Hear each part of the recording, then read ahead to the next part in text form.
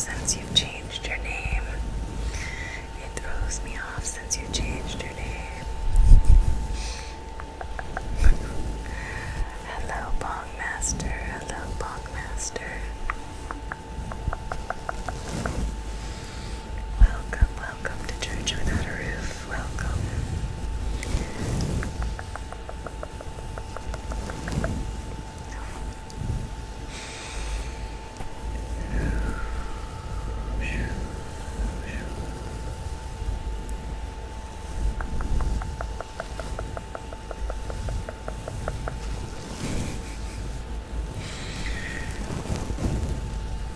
God did create marijuana, so there must be a reason. That's true. No high like the Most High, no high like following the Most High. I can get behind that one. That's funny. Natural. It's all natural.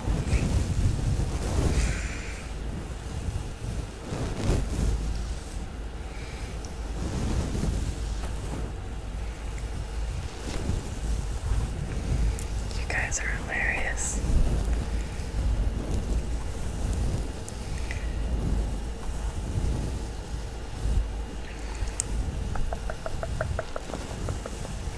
There are some great medicinal properties to marijuana. I can definitely get behind the medical value.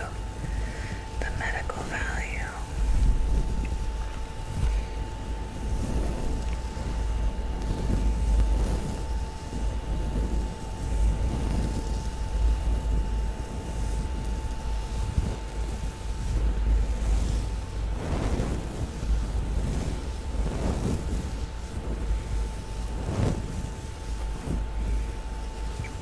You're gonna like. Alright, I'll let you know. I'll let you know if you need to put the hammer down.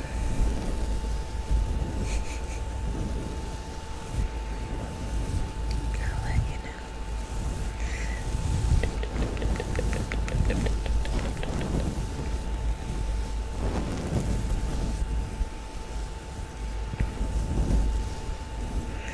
That's your face part. I think you meant your favorite part. Face part.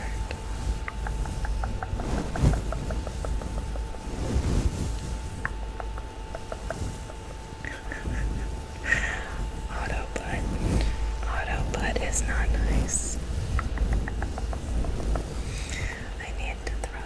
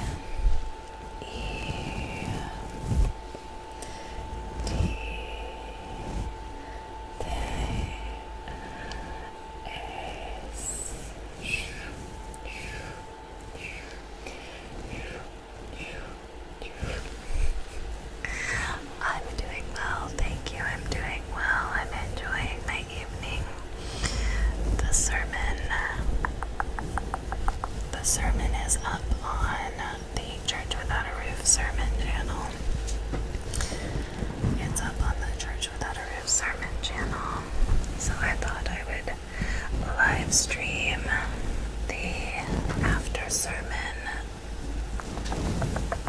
shenanigans on both YouTube and Twitch. I don't normally stream it on YouTube, but I thought since I'm already on here, I might as well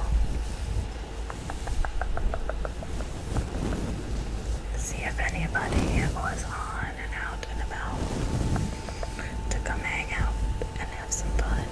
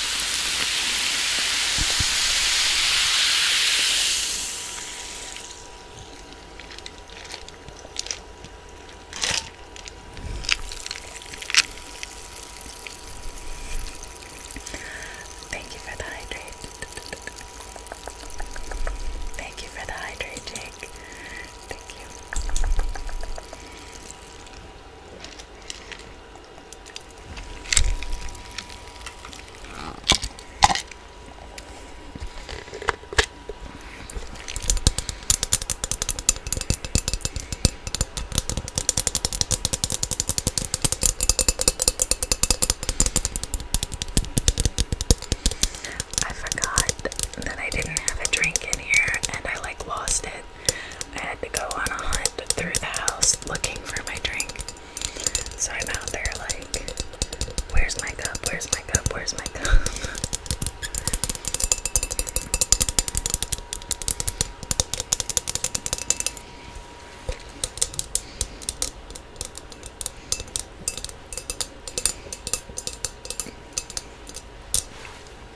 Oops. Gotta remember to bring the drink in with me when I come in to stream. Important things to have. Important things to have.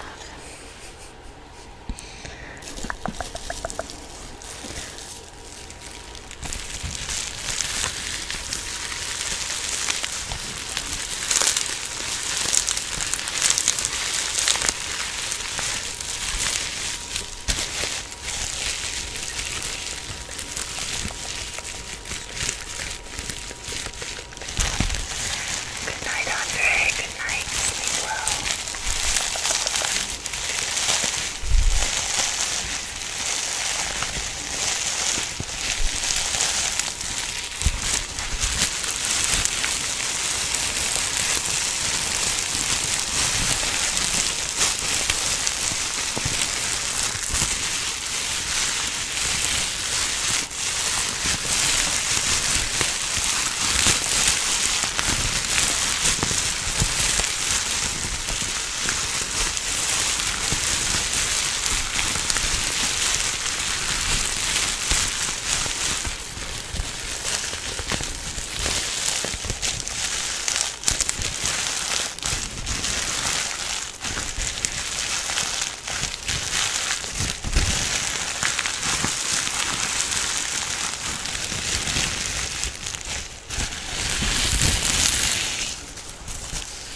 I love this bubble wrap. It has come in like super handy with streaming.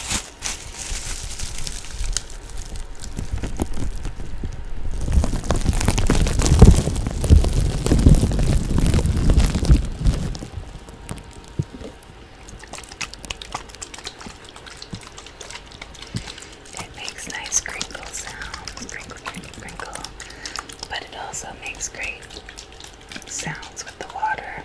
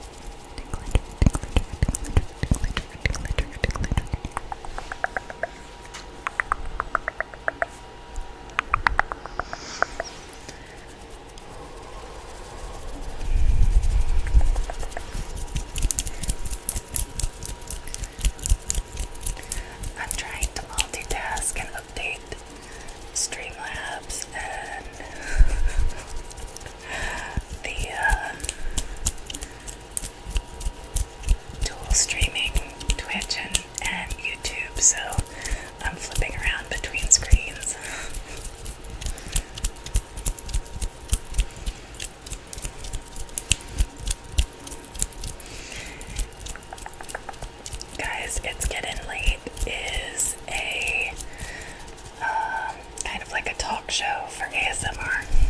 It's kind of like a talk show for ASMR.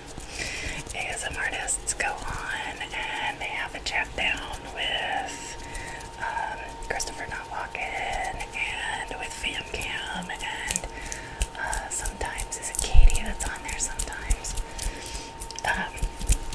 Anyway, it's like a late night talk show with ASM artists. It's pretty cool. Check it out if you haven't. Check it out if you haven't already.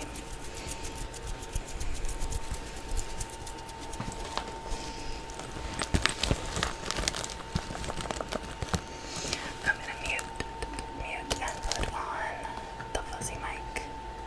Mute.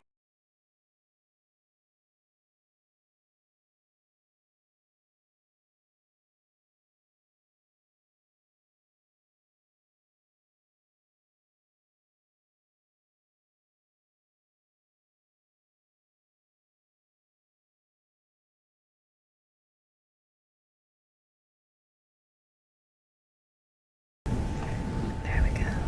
There we go.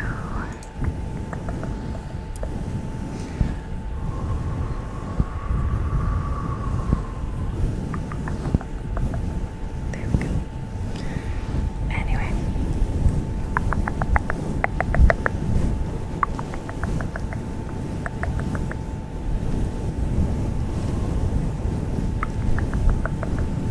Late night shenanigans on here. Just having some late night shenanigans. Let's do a little open source reading, shall we? Open source.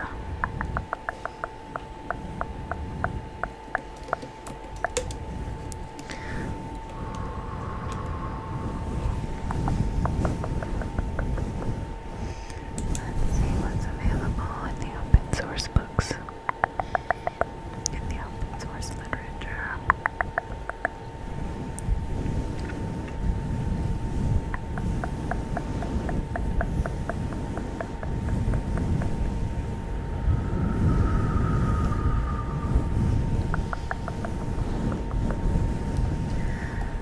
Let's see. What's something fun to, oh, I know what I can read. Do I have my Kindle on here? I gotta see if I've got my Kindle on here.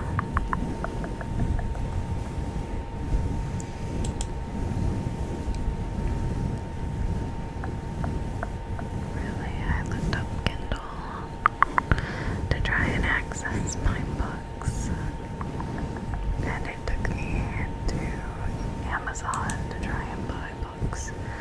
Not what I was looking to do. Not what I was looking to do. Oh well.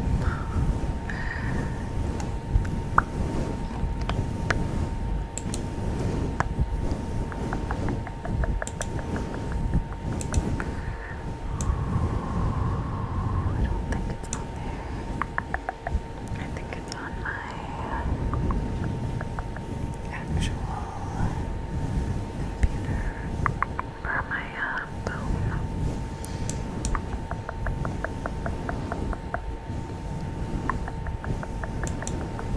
Let's see.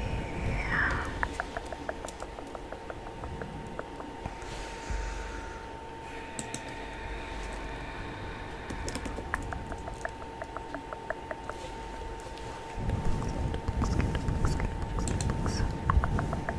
Are those my Kindle books? That was the question. Yes, my books. I'm looking for my books. Oh, I need to get more Planet Earth books. Those were good. If you guys haven't read the Planet Earth series by Jennifer and Christopher Martucci, I definitely recommend it. Definitely recommend it.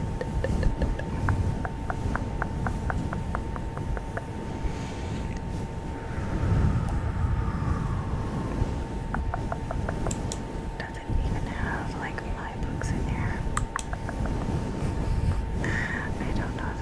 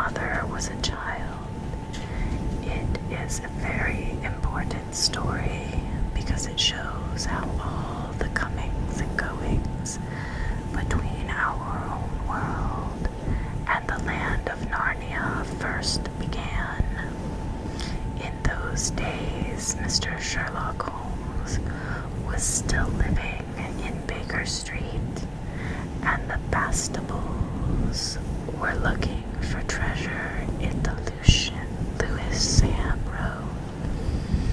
In those days, if you were a boy, you had to wear a stiff Eton collar every day, and schools were usually nastier than now. But meals were nicer, and as for sweets, I won't tell you how cheap and good they were, because you would only make your mouth water in vain. And in those days there lived a London girl named Polly Plummer. She lived in one of the long row of houses, which were all joined together. One morning, she was out in the back garden when a boy scrambled up from the garden next door and put his face over the wall. Polly was very surprised, because until now there had never been any children in that house, but only Mr. Ketterly and Miss Ketterly, a brother and sister, old bachelor and old maid, living together. So she looked up, full of curiosity. The face of the strange boy was very grubby. It could hardly have been grubbier if he had first rubbed his hands in the earth, and then had a good cry, and then dried his face with his hands. As a matter of fact,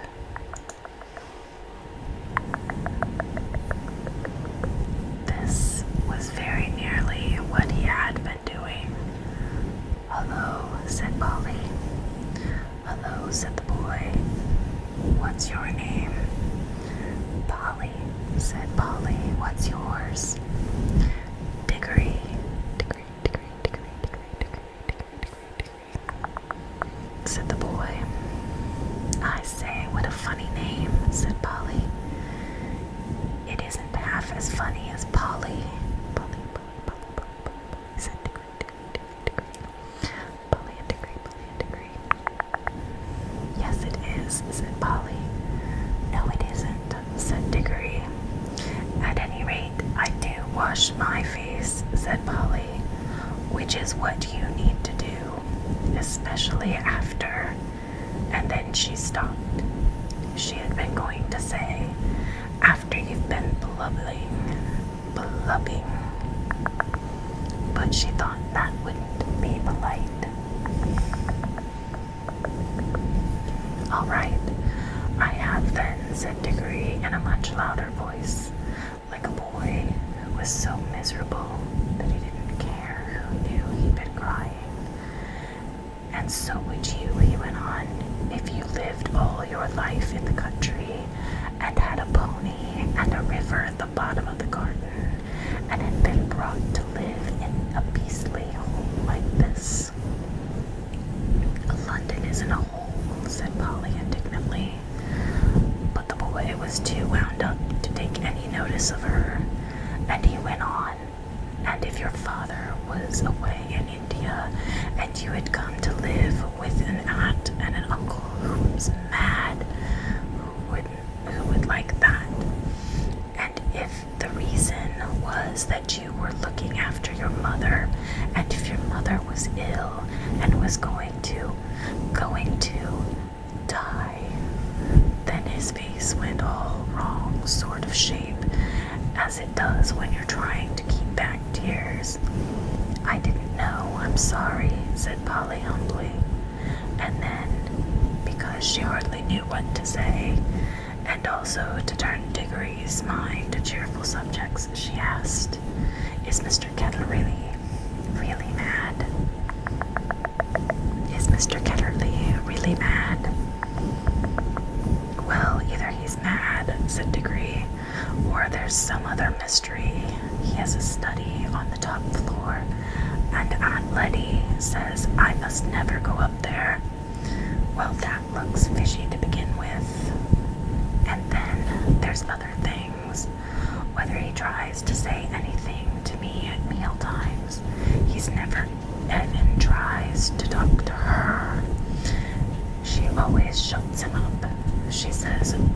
story about the boy, Andrew, or I'm sure Diggory doesn't want to hear about that. Or else now, Diggory, wouldn't you like to go out and play in the garden? What sort of things does he try to say? I don't know. He never gets far enough. But there's more than that. One night, it was late in fact, and I was going past the foot of the attic stairs on my way to bed, and I don't much care for going past them either. I'm sure I heard a yell. Perhaps he keeps a mad wife shut up there. Yes, I thought of that. Or perhaps he's a queener. Or he might have been a pirate, like the man at the beginning of Treasure Island. And be always hiding from his old shipmates. How exciting, said Polly. I never knew your house was so interesting. You may think it's interesting, said Diggory, but you wouldn't like it if you had to sleep there. How would you like to lie awake listening for Uncle Andrew's steps to come creeping along the passage to your room? And he has such awful eyes. That was how Polly and Diggory got to know each other, and as it was just the beginning of the summer holidays, and neither of them was going to the sea that year, they met nearly every day. Their adventures began chiefly because it was one of the wettest and coldest summers there had been for years. That drove them to the indoor things. You might say indoor exploration. It is wonderful how much exploring you can do with a stump of candle in a big house or in a row of houses. Polly had discovered long ago that if you open a certain little door in the box room attic of her house, you could find the cistern and a dark place behind it, which you could get into by a little careful climbing. The dark place was like a long tunnel with brick wall on one side and sloping roof on the other. In the roof there were little chunks of light between the slates. There was no floor in the tunnel. You had to step from rafter to rafter, and between them there was only plaster. If you stepped on this, you would find yourself falling through the ceiling of the room below. Polly had used a bit of the tunnel just beside the cistern as a smuggler's cave. She had brought up bits of old packing cases and the seats of a broken kitchen chair and things of that sort, and spread them across the rafter to rafter so as to make a bit of floor. Here she kept a cash box containing various treasures and a story she was writing, and usually a few apples. She had often drunk a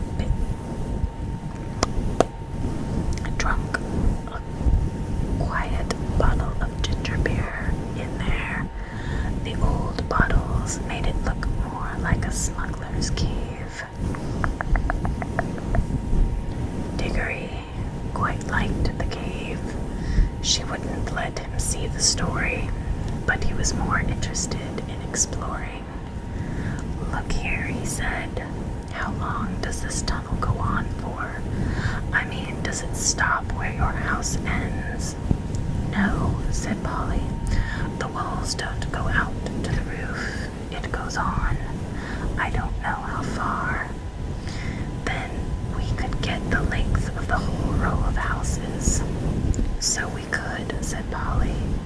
And oh, I say, what? We could get into the other houses. Yes, and get taken up for burglars.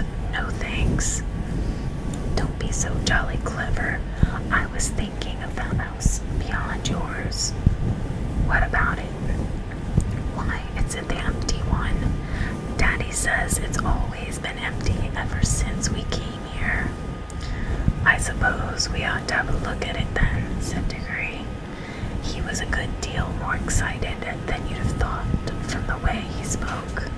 For the course he was thinking, just as you would have been, all of the reasons why the house might have been empty so long. So was Polly. Neither of them said the word haunted, and both felt at first the thing had been suggested. It would be feeble not to do it. Shall we go and try it now? Said Diggory. All right, said Polly. Don't if you'd rather not, said Diggory. I'm game if you are, she said. How are we to know when we're in the next house but one? They decided they would have to go out into the box room and walk across it, taking steps as long as the next step from one rafter to the next. That would give them an idea of how many rafters went to a room. Then they would allow about 4 more for the passage between the 2 attics in Polly's house, and then the same number for the maid's bedroom as for the box room. That would give them the length of the house. Then they had done the distance twice. They would be at the end of Diggory's house. Any door they came to after that would let them into the attic of the empty house. But I don't expect it's really empty at all, said Diggory. What do you expect? I expect someone lives there in secret, only coming in and out at night with the dark lantern. We should probably discover a gang of desperate criminals and get a reward. It's all rot to say the house would be empty all those years unless there was some mystery. Hello, Osmond. Hello, Osmond. How are you this evening?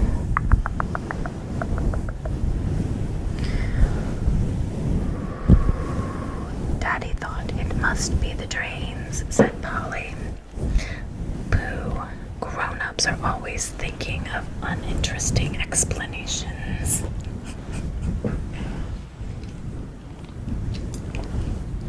Grown-ups are always thinking of uninteresting explanations,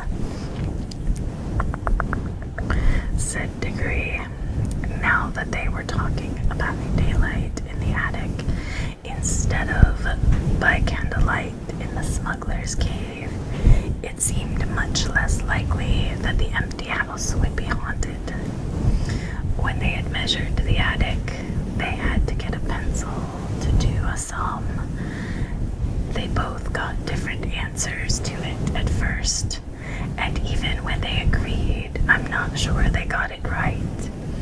They were in a hurry to start on the exploration. We mustn't make a sound, said Polly as they climbed in again behind the cistern. Because it was such an important occasion, they took a candle each. Polly had a good store of those in her cave. It was very dark and dusty and drafty, and they stepped from rafter to rafter without a word, except while they whispered to one another. We're opposite your attic now, and this must be halfway through our house. And neither of them stumbled, and the candles didn't go out. And at last they came to where they could see a little door. A little door, a little door, little door, little door. In the brick wall, on the right, on their right. There was no bolt or handle on this side of it, of course, for the door had been made for getting in, not for getting out. But there was a catch, as there often is on the inside of a cupboard door, which they felt sure they would be able to turn. Shall I? Said Diggory. I'm game if you are, said Polly. Just as she had said before, both felt that it was becoming very serious, but neither would draw back. Diggory pushed around the catch with some difficulty. The door swung open, and suddenly daylight made them blink. Then, with a great shock, they saw that they were looking not into a deserted attic, but into a furnished room. But it seemed empty enough. It was dead silent.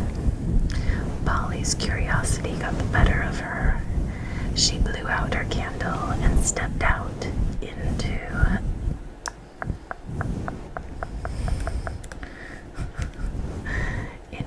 the strange room, making no more noise than a mouse. Than a mouse, than a mouse, than a mouse, no more noise than a mouse, than a mouse, than a mouse.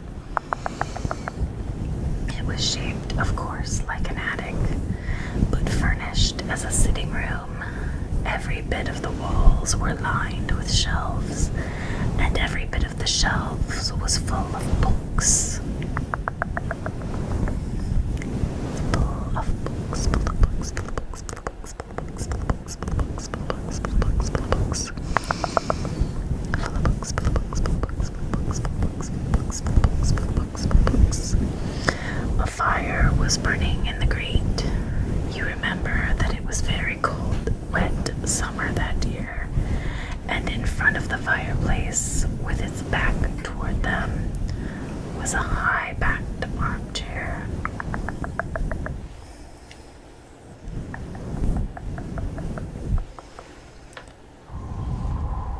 One moment.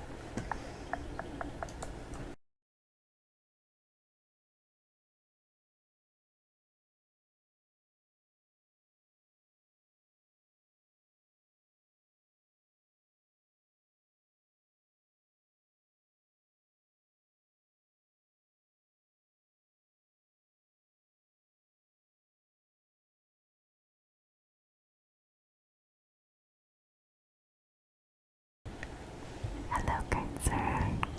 Hello, Kaiser. I am doing well. I'm still a little sore. A little bit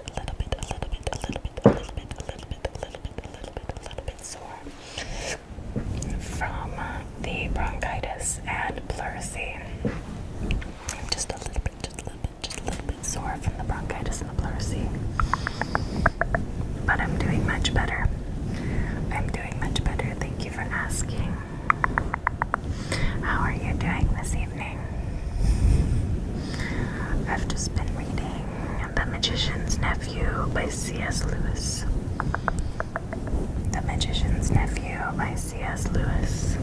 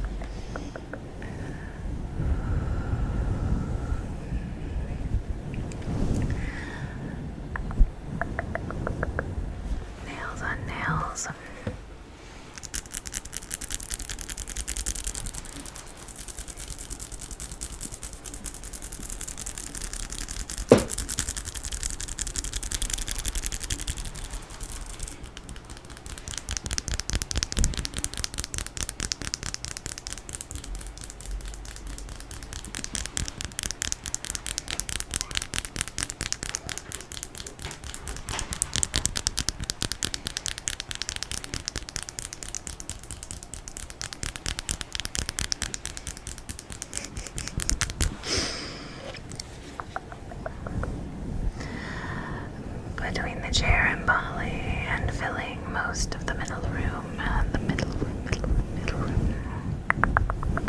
was a big table piled with all sorts of things.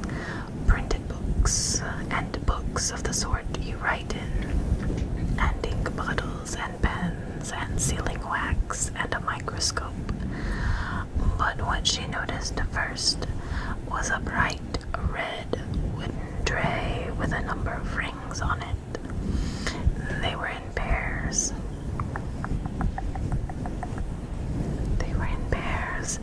A yellow one and a green one together.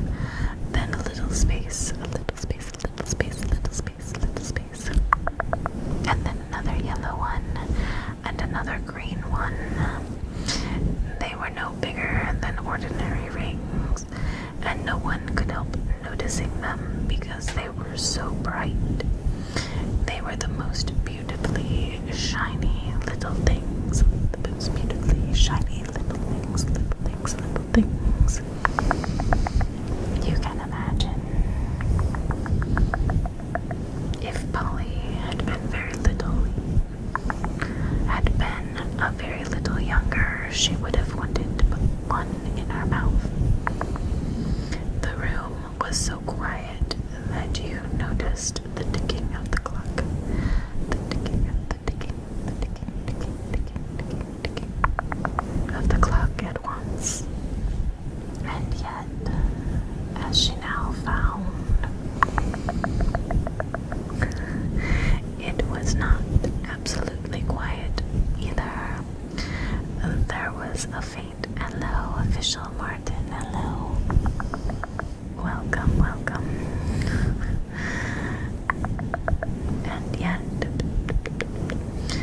as she now found, it was not absolutely quiet either. There was a very, very faint humming sound.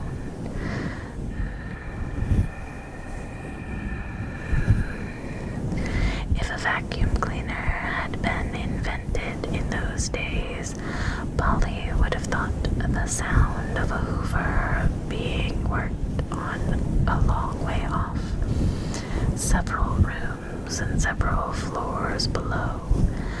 But it was a nicer sound than that, a more musical tone, only so faint that you could hardly hear it. It's all right. There's no one here, said Polly over her shoulder to Diggory. She was speaking above a whisper now, and Diggory came out, blinking and looking extremely dirty, as indeed Polly was too. This is no good, he said. It's not an empty house at all. We'd better leave before anyone comes. What do you think those are? Said Polly, pointing at the colored rings. Oh, come on, said Diggory. The sooner. He never finished what he was going to say, for at that moment something happened. The high-backed chair in front of the fire moved suddenly, and there rose up out of it, like a pantomime demon, coming up out of a trap door. Pantomime demon, coming up out of a trap door. The alarming form of Uncle Andrew. They were not in the empty house at all. They were in Diggory's house, and in the forbidden study. The forbidden study. Both children said, "Oh," and realized their terrible mistake. They felt that they ought to have known all along that they hadn't gone nearly far enough. Uncle Andrew was tall and very thin. He had a long, clean-shaven face with a sharply pointed nose and extremely bright eyes, and a great tousled mop of gray hair. Tousled mop. A great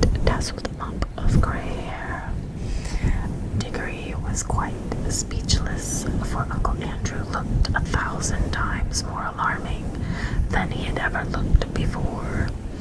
Polly was not so frightened yet, but she soon was, for the very first thing Uncle Andrew did was to walk across the room, shut it, and turn the key in the lock. Then he turned around, fixed the children with his bright eyes, and smiled, showing all of his teeth. "There," he said, "now my fool sister can't get at you. Can't get at you, can't get at you." It was dreadfully unlike anything a grown-up would be expected to do. Polly's heart came into her mouth, and she and Diggory started backing toward the little door they had come in by. Uncle Andrew was far too quick for them. He got behind them and shut that door too, and stood in front of it.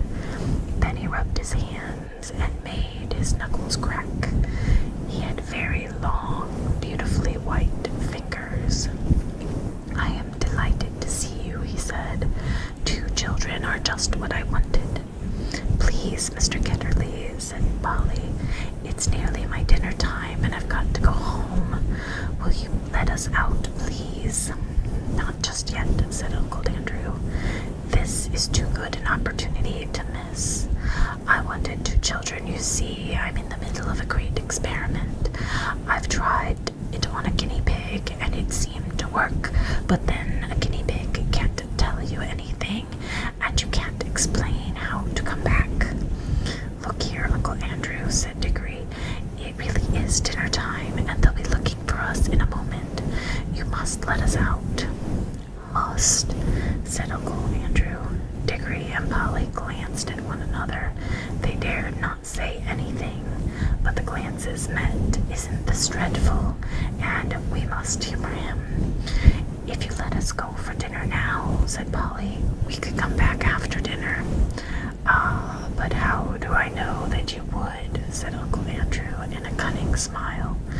Then he seemed to change his mind. "Well, well," he said, "if you really must go, I suppose you must. I can't expect two youngsters like you to find it much fun talking to an old buffer like me." He sighed and went on. "You've no idea how lonely I sometimes am. But no matter, go to your dinner. But I must give you a present before you go. It's not every day that I see a little girl in my dingy old study, especially, if I may say so, such an attractive young lady as yourself." Polly began to think that he might not really be mad after all. "Wouldn't you like a ring, my dear?" said Uncle Andrew to Polly. "Do you mean one of those yellow or green ones?" said Polly. "How lovely." "Not a green one," said Uncle Andrew.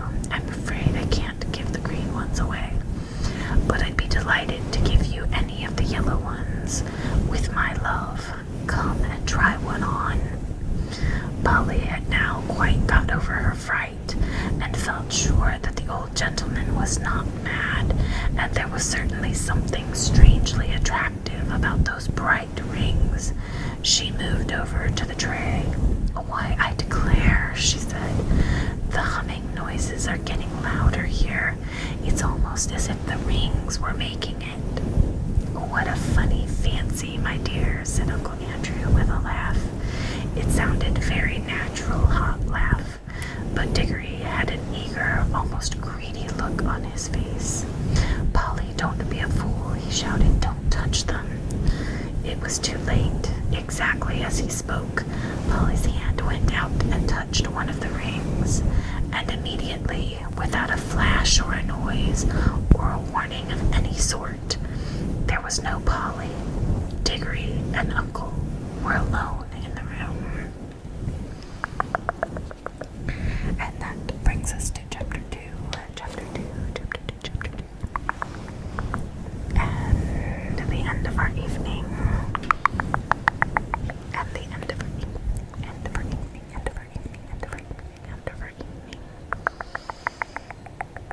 I appreciate you spending time with me this evening. I appreciate that you chose to be here. amazing and wonderful evening. May God bless you and make his face shine upon you. And until I see you again,